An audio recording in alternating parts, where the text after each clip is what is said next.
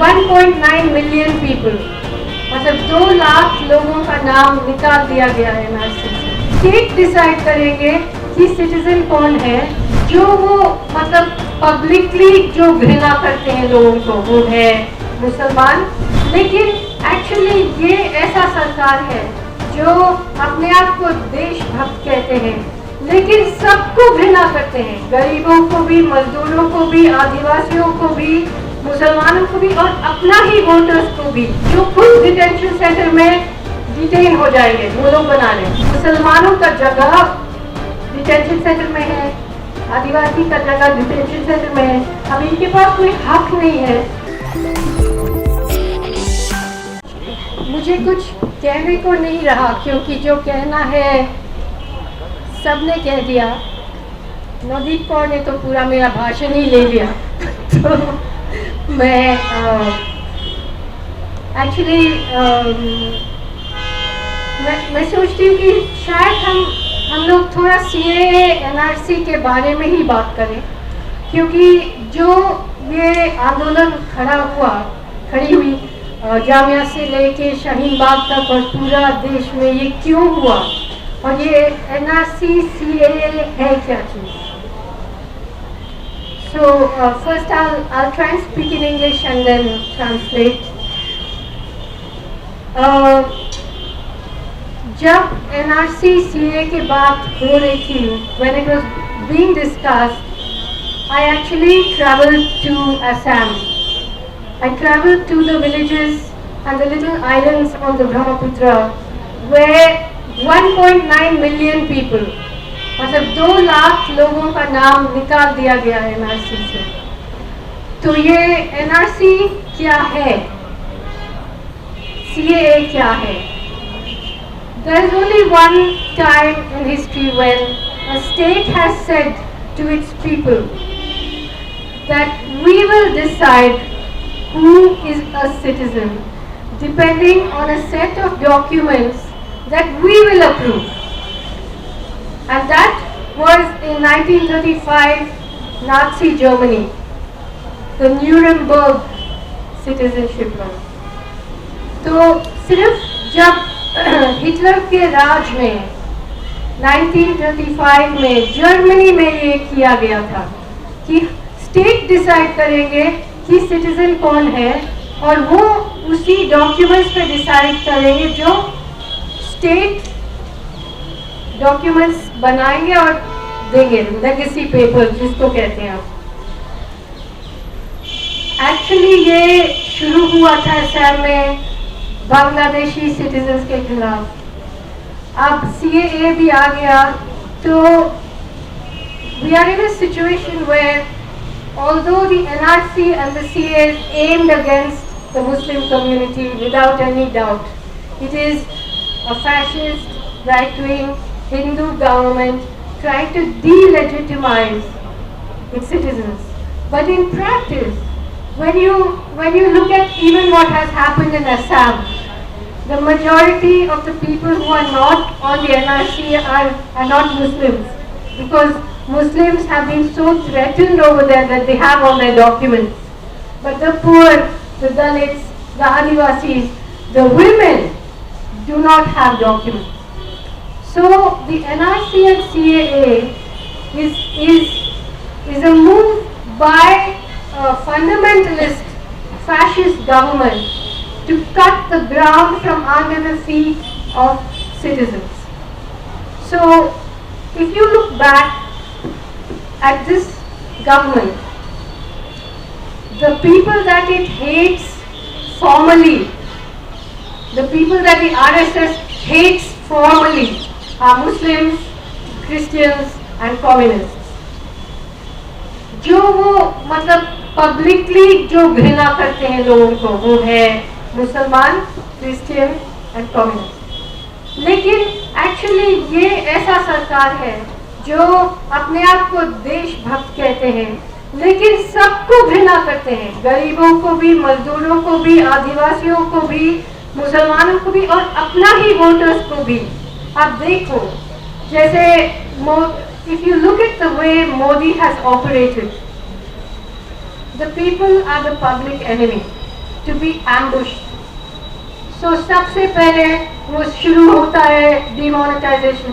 बीच रात को जैसे किसी ने कोई क्रिकेट बैट लेके आपका रीढ़ का हड्डी को तोड़ दिया, डिमोनेटाइजेशन हो गया। उसके बाद CAA NRC, उसमें हैना एरेंट जो एक Jewish intellectual थी, she said that citizenship is the right to have rights. So when you threaten the citizenship of a whole population, Muslims, Dalits, Adivasis, anybody who doesn't have documents, what happens? जैसे असम में वो detention centre बना रहे हैं, कौन बना रहे हैं? जो खुद डिटेंशन सेंटर में डिटेन हो जाएंगे वो लोग बना रहे हैं। लेकिन जो स्केल में ये NRC CAA होगा, ये मतलब 10 करोड़ लोगों को तो डिटेंशन सेंटर में नहीं डाल सकते ना। तो क्यों बना रहे हैं डिटेंशन सेंटर? इसीलिए बना रहे कि हमारा इमेजिनेशन में ये होना चाहिए कि इन लोगों का जगह ये है, मुसलमानों का जगह डिटेंशन सेंटर में है, आदिवासी का जगह डिटेंशन सेंटर में है। अब इनके पास कोई हक नहीं है तो वो बिना हक के एक तरह का दूसरा like a tiered caste system, a new caste system, parallel to the old caste system, दोनों साथ साथ में रहेंगे और कुछ सिटीजन्स के पास राइट्स होंगे और कुछ सिटीजन्स के पास राइट्स नहीं होंगे। तो सब लोग हम लोग सब डिस्टेबलाइज हो जाएंगे, हम लोग सब अपना औकात ढूंढते रहेंगे, तब हम कैसे लड़ेंगे? तो this is the very important reason why what the students of AMU did, what the students of Jamia did, was to understand the fundamental threat of this. This is a threat which has to be turned back.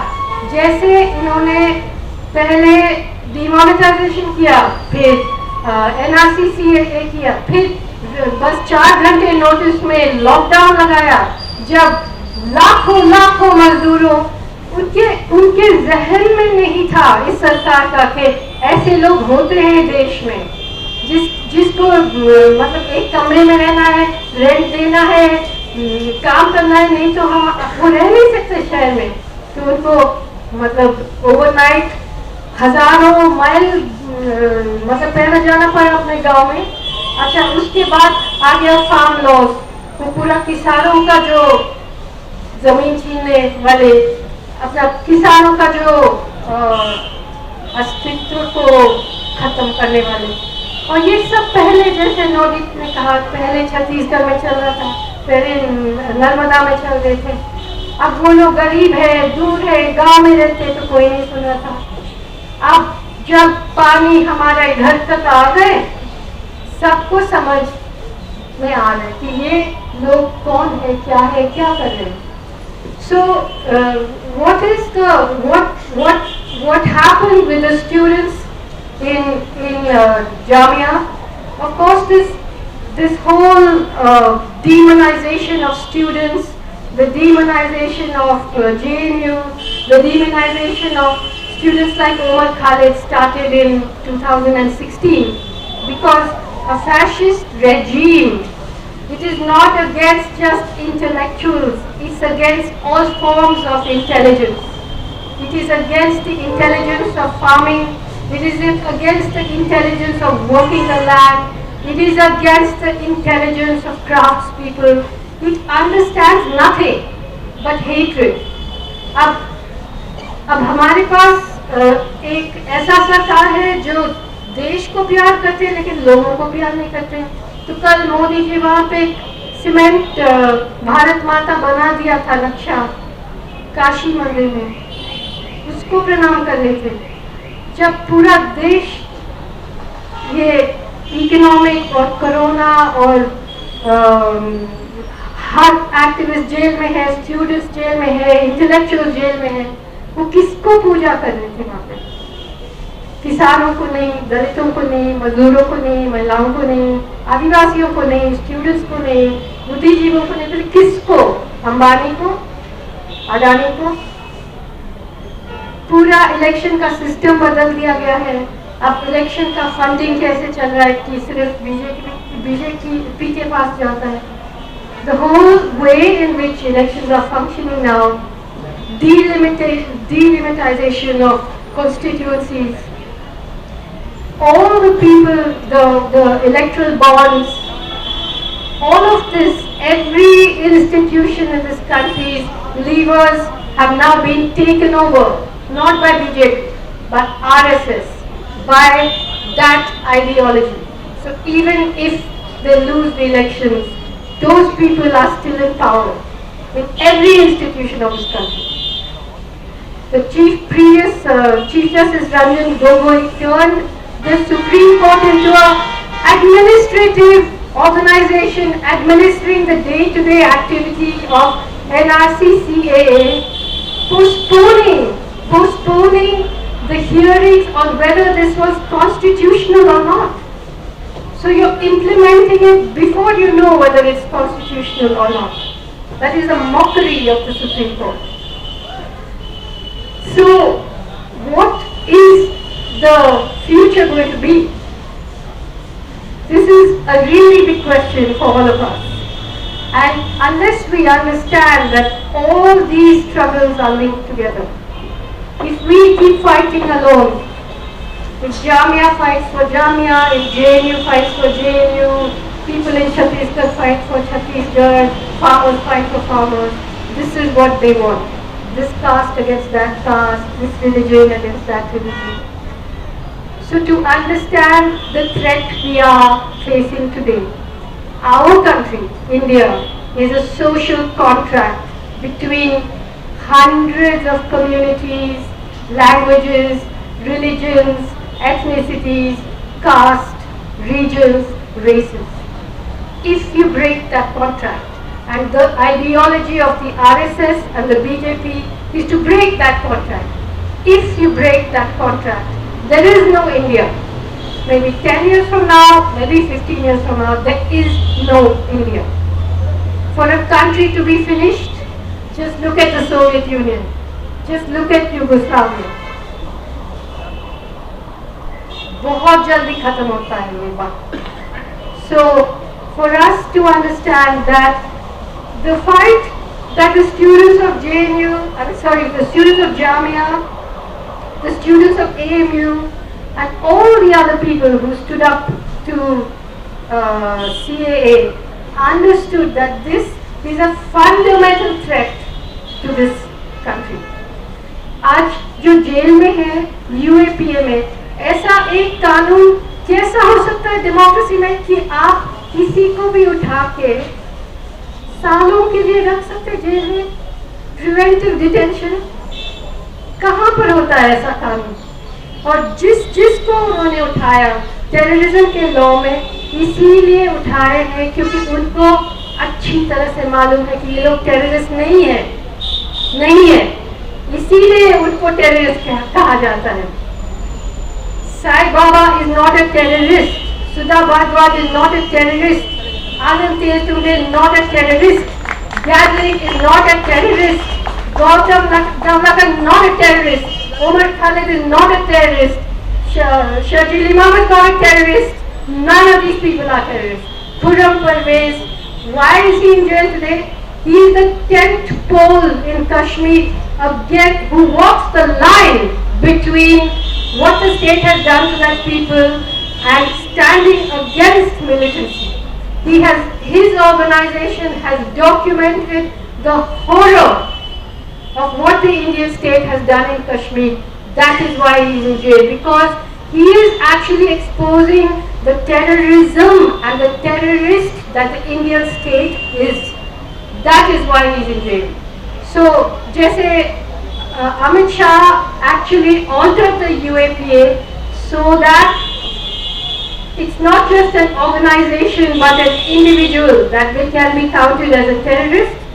So all these young people, all these students, all these leaders, all these activists, all these intellectuals who are in jail, I just want to read to you what Amit Shah said when the law was amended on the 1st of August 2019.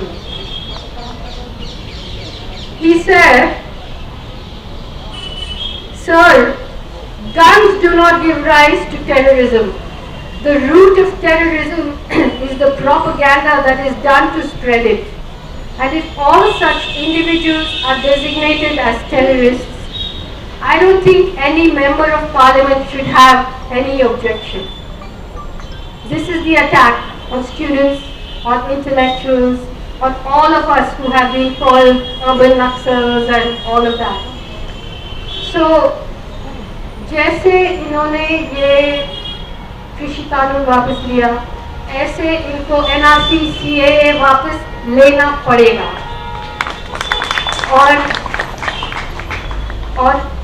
और मैं सिर्फ 2 चीज और कहना चाहती हूँ। एक तो इनको सत्ता से हटाना पड़ेगा, और जो भी पॉलिटिकल पार्टी एक दूसरे से ऑपोजिशन में लड़ते हैं वो लोग इनके साथ हैं। यूपी में हम चाहते हैं कि पूरा ऑपोजिशन जो फैशिज्म के खिलाफ है वो एक साथ हो जाए, और अगर वो नहीं होते हैं इसका मतलब है वो उनके साथ है। और दूसरी बात है, एक बड़ी सी बात है, और मैं इसके बारे में सोच रही थी कि हमें एक मांग उठाना पड़ेगा कि हमारे देश में प्राइम मिनिस्टर आप एक ही टर्म के लिए बन सकते हैं, एक ही टर्म के लिए, उसके बाद कोई और आएगा, उसके बाद कोई और आएगा। हम नहीं चाहते हैं कि ये महाराजा राजा का समय वो खत्म हो गया। We want one individual can be prime minister for one term. That's it. That has to be a democratic demand from us. Thank you.